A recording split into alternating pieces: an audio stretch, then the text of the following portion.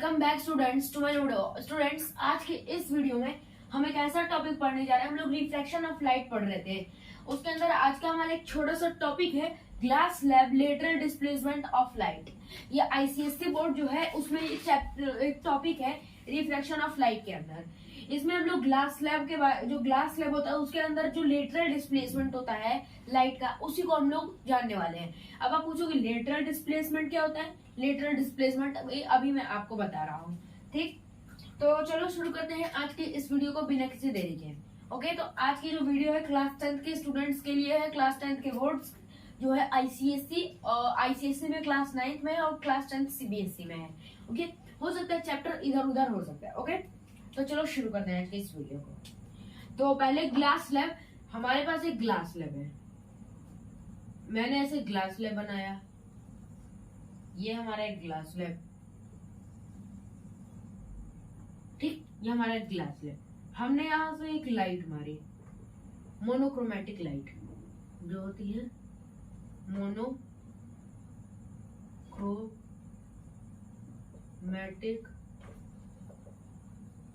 Light. Monochromatic light का मतलब क्या होता है?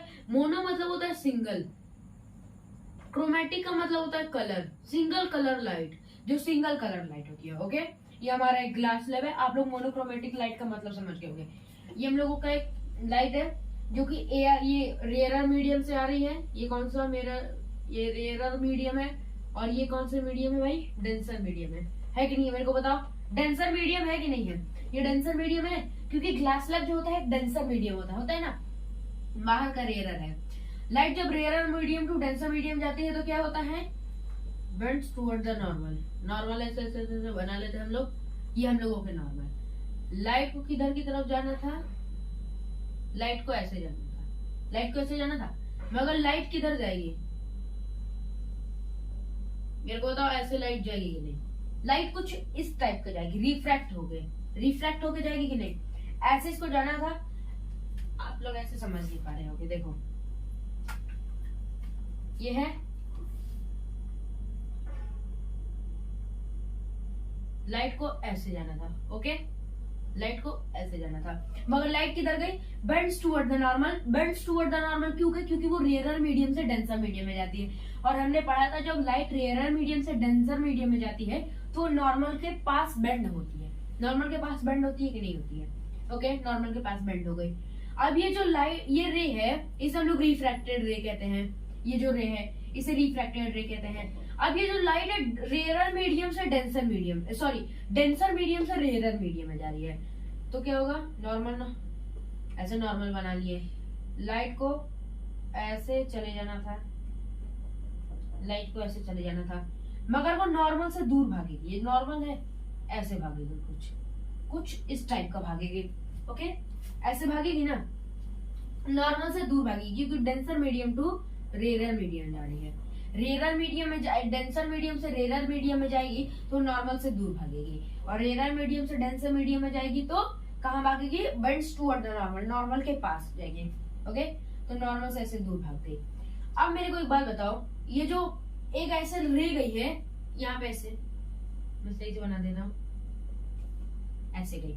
ओके, अब देखो, ये है हम लोगों का एंगल ऑफ इंसिडेंस, ये हमने पढ़ा था। ये है रिफ्रैक्टेड रे, ये रिफ्रैक्टेड रे है। ठीक, और इस रे को हम लोग क्या कहेंगे? मेरे को बताओ, इस रे को कहते हैं एमरजेंट रे। एमरजेंट रे, इस रे को कहते हैं एमरजेंट रे।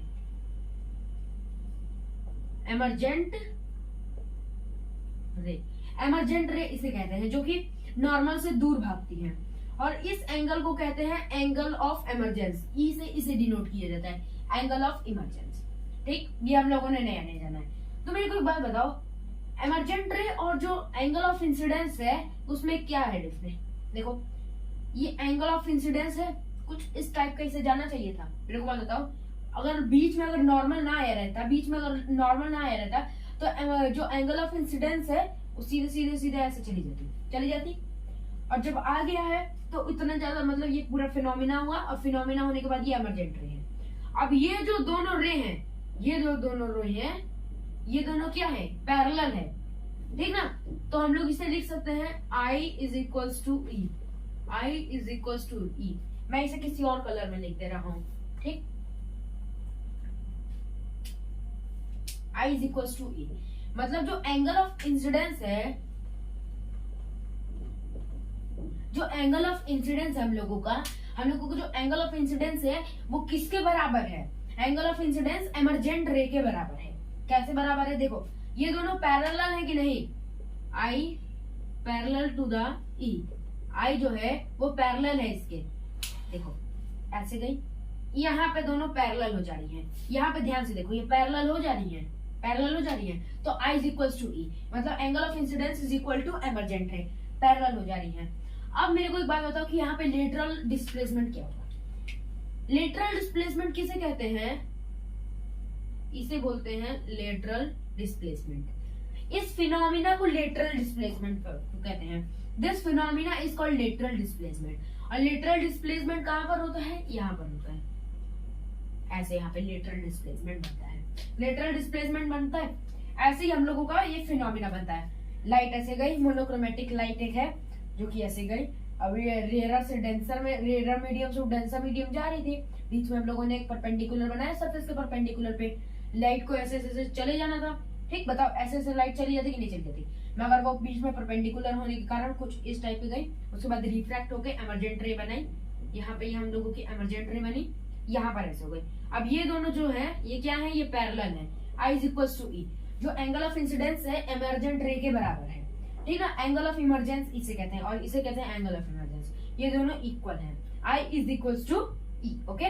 और ये दोनों पैरेलल हैं। और हम लोगों का जो लेटरल डिस्प्लेसमेंट होगा वो कहाँ पर बनेगा? लेटरल डिस्प्लेसमेंट ये रिफ्रैक्टेड रे और जो जिधर की तरफ से R जा रहा था, सॉरी I जिधर की तरफ से जा रहा था उसे कहते हैं, ये बीच में जो बनता है। या फिर आप इस पूरे फिनोमिना को, यहाँ पे जितना फिनोमिना हुआ इसे हम लोग कहेंगे लेटरल डिस्प्लेसमेंट।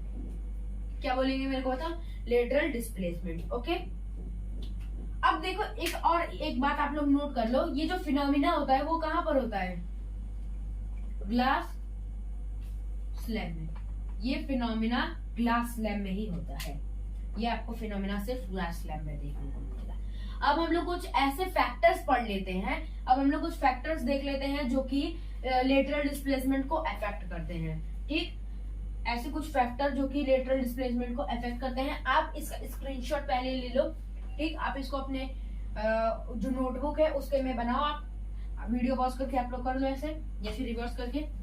मैं इसे अभी इरेज कर दे रहा हूँ। तो चलो अब हम लोग फैक्टर्स अफेक्टिंग लेटरल डिस्प्लेसमेंट समझ लेते हैं। हम लोगों ने लेटरल डिस्प्लेसमेंट समझ लिया, अब हम लोग देख लेते हैं कि कौन कौन से ऐसे फैक्टर्स हैं जो कि लेटरल डिस्प्लेसमेंट को अफेक्ट करते हैं। तो चलिए देखते हैं। पहला है एंगल ऑफ इंसिडेंस। जो एंगल ऑफ इंसिडेंस जितना ज्यादा बड़ा होगा उतना ज्यादा जो लेटरल डिस्प्लेसमेंट होगा उतना बड़ा होगा। जैसे कि मैंने ये बनाया एक ग्लास स्लैब, वही वाला, यहाँ से लाइट गई परपेंडिकुलर, लाइट को ऐसे ऐसे ऐसे ऐसे जाना था, गई कुछ ऐसे टाइप का, और यहाँ से एक ऐसे ऐसे ऐसे हम लोगों ने बना दिया परपेंडिकुलर, और इसके बाद लाइट्स बेंड्स। ये डेंसर मीडियम है, ये रेयर मीडियम है, और ये भी रेयर मीडियम है। तो हम लोग जानते हैं कि रेयर टू डेंसर जाती है तो लाइट क्या होती है? पहले नॉर्मल के पास बेंड होती है, बट जब लाइट जो डेंसर मीडियम से रेयर मीडियम में जाती है तो वो जो परपेंडिकुलर हम लोग बना रहे थे उससे दूर भागती है। तो देखो ये दूर भाग रही है लाइट। और ये दोनों जो पैरेलल होंगी कि नहीं होंगी? तो ये जो एंगल ऑफ एमरजेंस, अब देखो हम लोग जितना ज्यादा एंगल ऑफ इंसिडेंस को बढ़ाएंगे तो जो लेटरल डिस्प्लेसमेंट इन दोनों के बीच का होगा उतना ज्यादा बढ़ेगा। मान लो हम लोग इतने से इतना कर दिया तो ये लेटरल डिस्प्लेसमेंट और ज्यादा बढ़ेगा।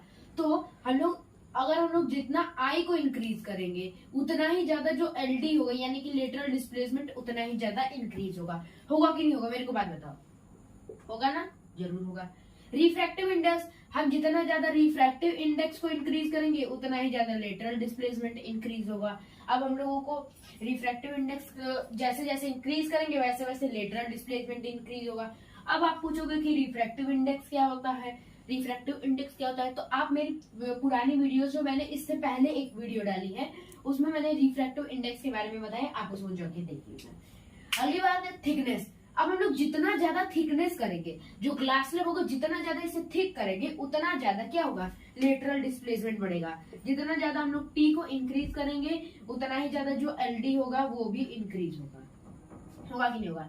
उसके बाद आता है, अब देखो हम लोग वेवलेंथ का समझते हैं। जो वेवलेंथ होता है ये बताओ, वेव ग्योर, ये जो वेव ग्योर होता है ये ऐसे एक वेवलेंथ ऑर्डर होता है, ये एक वेवलेंथ ऑर्डर होता है कि नहीं है, वेवलेंथ ऑर्डर। अब ये वेवलेंथ ऑर्डर में क्या होता है, जैसे जैसे वेवलेंथ नीचे जाती है उतना ही ज्यादा जो वेवलेंथ होता है, ये जैसे जैसे वेवलेंथ ऑर्डर जैसे जैसे नीचे जाती है वैसे जो वेवलेंथ होता है वो बढ़ता जाता है। जैसे कि सबसे कम वेवलेंथ किसकी होती है, वायलेट की होती है 400 नैनोमीटर, 400 नैनोमीटर। ये होती है 750 नैनोमीटर, जो 750 नैनोमीटर होती है, इसकी जो वेवलेंथ होती है रेड कलर की 750 नैनोमीटर होती है। तो जैसे जैसे वेवलेंथ ऑर्डर नीचे जाता है वैसे वैसे जो वेवलेंथ होती है इंक्रीज होती है। तो देखो सबसे ज्यादा जो सबसे कम वेवलेंथ किसकी होती है, 400 नैनोमीटर की, जो वायलेट। अब देखो जो वायलेट कलर होता है, वायलेट कलर का सबसे कम वेवलेंथ होता है, मगर जिस कलर का वेवलेंथ जितना कम होता है जो लेटरल डिस्प्लेसमेंट होता है उतना ज्यादा होता है। मतलब कि वायलेट कलर जो होता है, वायलेट कलर का वेवलेंथ सबसे ज्यादा होता है, और रेड कलर का जो रेड कलर होता है उसका वेवलेंथ सबसे ज्यादा होता है, मगर एलडी उसका लेटरल डिस्प्लेसमेंट उतना ही कम होता है। तो वेवलेंथ जितना ज्यादा कम होगा लेटरल डिस्प्लेसमेंट उतना ज्यादा होगा। इसीलिए जो वायलेट कलर होता है, वायलेट कलर का वेवलेंथ बोल रहा हूँ मैं, ये आपका वेवलेंथ तो कम होता है बट लेटरल डिस्प्लेसमेंट उतना ही ज्यादा होता है। तो आज के इस वीडियो में इतना ही। अगर आपको वीडियो पसंद है तो लाइक करो, शेयर करो, सब्सक्राइब करो। मिलते हैं हम लोग अगले वीडियो में। अगर आपको डीपीपी चाहिए तो आप मुझे कमेंट बॉक्स में बताओ, मैं आपको डीपीपी दे दूंगा। Thank you.